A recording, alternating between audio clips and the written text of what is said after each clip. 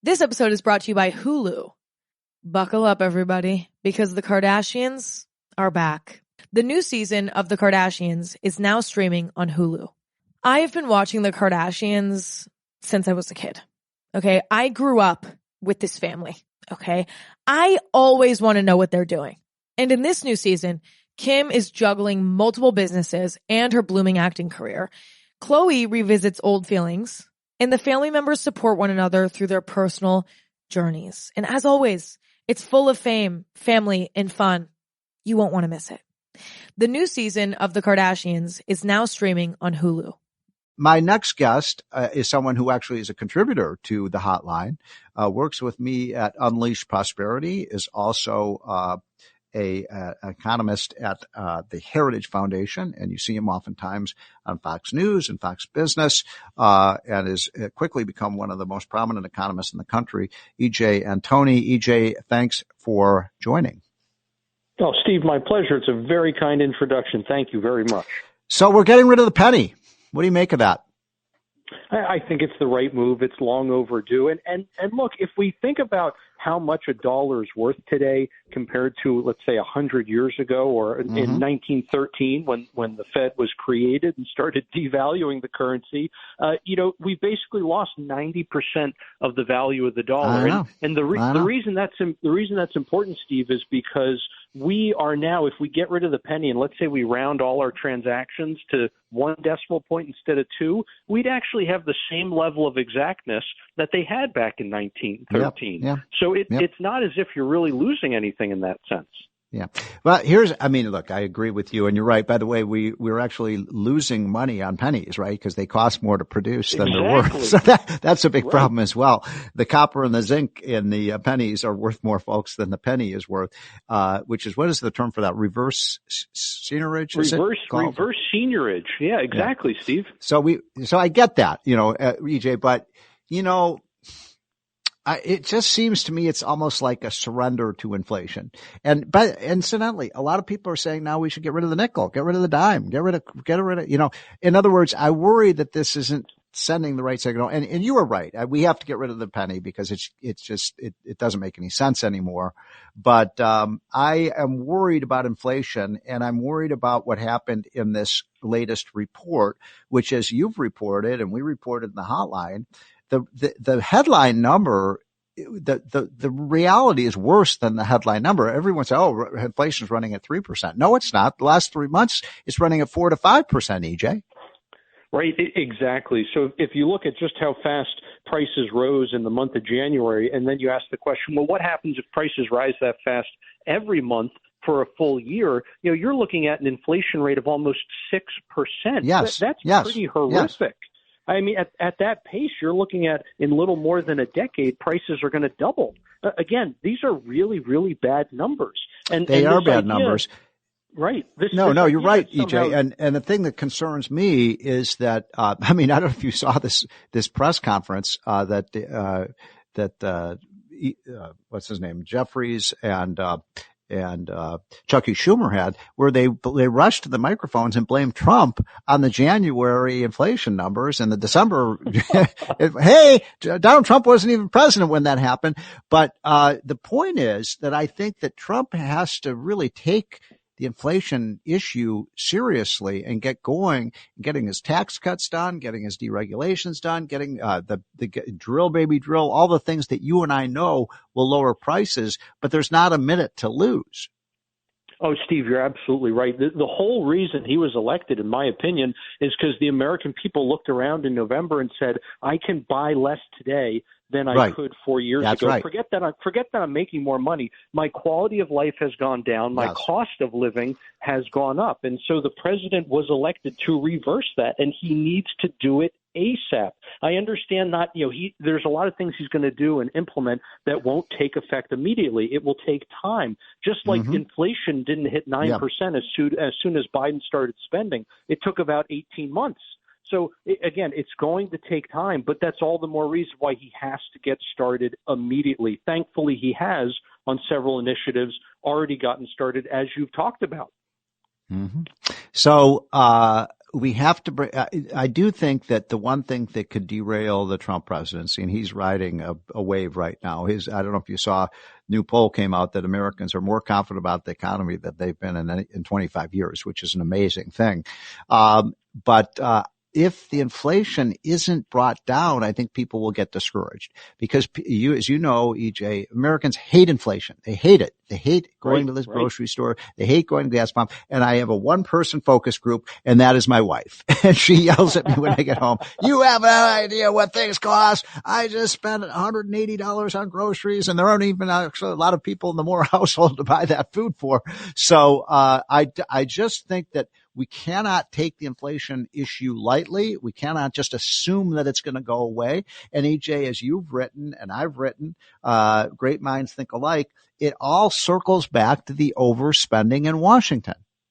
Exactly, Steve. Again, 100% spot on here. They have to get the spending down. This is one of the reasons why I'm so hopeful about DOGE, for example, the Department of Government Efficiency, that they are really helping to root out all of this overspending. And I understand that they themselves a lot of times can't necessarily directly cancel spending. But look, sunlight is the best disinfectant. I'm convinced the reason why there's not more of an outcry about all of the abuse, the fraud, and the waste in the federal budget is because people don't know how their tax dollars are being spent. But once it gets exposed, now there is enough political pressure on the politicians to actually do something about it. So again, I'm very, very hopeful on that front. They'll be able to get the spending down, which, as you just said, Steve, that's the real tax, right? That's what you have to pay attention to. However much government spends, that's what they're really taking out of your wallet. Now, another subject that I wanted to bring up with you, EJ, I'm talking to EJ Antoni, who is the brilliant economist at the Heritage Foundation. He also helps out me at the Unleash Prosperity, oftentimes writes for our Unleash Prosperity newsletter, which you can get for free by going to unleashprosperity.com.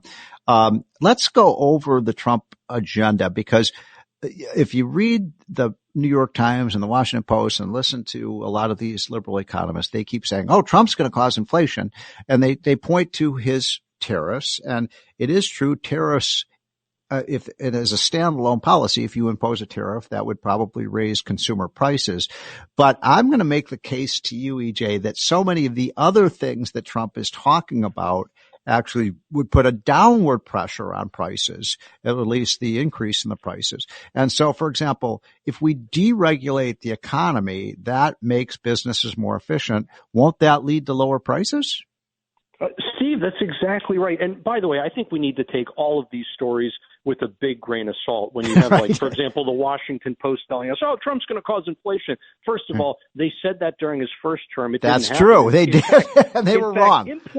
People don't realize import prices actually fell after Trump imposed tariffs. Now, that was due to a lot of different factors, but the fact still remains, right? And so you have that. These are also the same folks who told us Biden's overspending was not going to cause inflation. They were wrong then. But the other thing, Steve, is the fact that they keep telling us his tariffs are a tax and that's going to cause inflation. But then they also say his tax cuts are going to cause it's inflation. Ridiculous. What? It's so ridiculous. How can a tax cut and a tax hike both be inflationary? Yeah.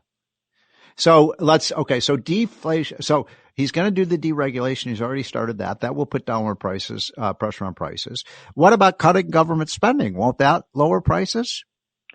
Absolutely, 100%, Steve, for a couple of reasons. One, when the government is not spending so much, they're not going to borrow as much since all marginal spending is borrowed. And that takes the pressure off the Fed to create money to finance the deficits, and that's the cause of inflation. But the other thing is, as the government is competing less and less for products and services in the private marketplace, that reduces the competition on the buying end, which means it will put downward pressure on prices there as well. All of a sudden, you don't have to compete with the bottomless pockets of the federal government to buy concrete for a construction project, let's say. And now the private apartment building that you're going to build, perhaps, is now going to be cheaper because the government's not trying to buy up that concrete for a public building somewhere.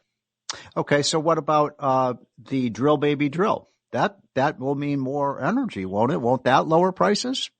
Oh, Steve, you're spot on again, 100%. The more energy you produce, the more abundant that product becomes, the more you increase supply, the more downward pressure you put on price. That's Econ 101. And it's amazing to hear so many people on the left screech about how, it's not going to do anything for energy prices to produce more oil. We need solar and wind. Why would it not do anything to energy prices? Again, it's Econ 101. If you increase supply, you decrease price.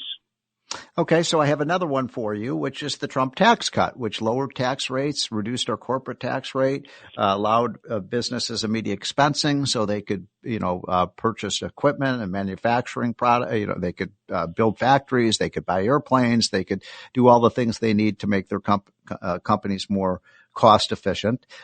We also lowered the taxes on American families by about $3,000 per household so they could make ends meet. And we lowered the tax on small businesses. Seems to me that should put downward pressure on prices too. Absolutely. And Steve, the business taxes that you just mentioned are really important because that's where we get more investment. Look, if you, as Dr. Art Laffer always says, right, if you tax something more, you get less of it. Well, if you tax investment more, you'll get less of it. And the reason that's so damaging is because investment is where we get our long-run economic growth. It's where we get productivity growth, real wage growth, et cetera. And in this last GDP report, the final one of the Biden administration, we didn't have any investment growth at all. And so, again, this speaks to the lousy economy, I think, that President Trump is getting handed. And it's all the more reason why we need to get those tax cuts across the finish line in order to ensure that we continue to have that long-run economic growth. So I'm talking to EJ Antoni, who is one of the top economists in the country at the Heritage Foundation, and you see him on Fox News all the time. So EJ, last subject, and we only have a couple minutes left, and thanks so much for taking some time off on your Saturday afternoon to join us. The tricky one is the tariff issue. You and I believe in free trade. The freedom to trade is one of the reasons that it's the core of economics, right, is the freedom to trade. Here's how I come down on this, and I'm still kind of formulating my opinion of these various Trump proposals. I do not like steel tariffs, EJ, and the aluminum tariffs. I don't think those are going to work to help American workers because you might create some jobs in the steel industry, but you're going to lose jobs in the auto industry and other industries that use steel. I think that's the evidence from the first term. But I am intrigued by this idea of Trump saying we are going to have a system where if you raise your tariffs on we're going to have reciprocity, essentially. That, every country has to trade with the United States because we're by far the biggest consumer market. And so if you want access to our consumer market, you have to lower your tariff to our tariff levels. And if you don't, we're going to raise our tariffs up to your level. I think this could work, but I'm a little uneasy about it. I'd like your reaction to this proposal. Well, Steve, I really like it from the standpoint of this is very similar to what President McKinley did. And when he enacted all kinds of tariff reforms that focused on reciprocity, what it ended up doing was help sparking, or I should say help continuing America's golden age, which Trump talks about frequently and fondly. And it's in stark contrast to, I think, what Herbert Hoover did, which was a total shotgun approach, an almost random application of tariffs, which then encouraged reciprocity going the other way, where we decided to almost randomly penalize foreign countries and products, and then they did the same to us, and that helped make the Great Depression even worse than it already started to be. So, well, by the way, this is an important point. Approach.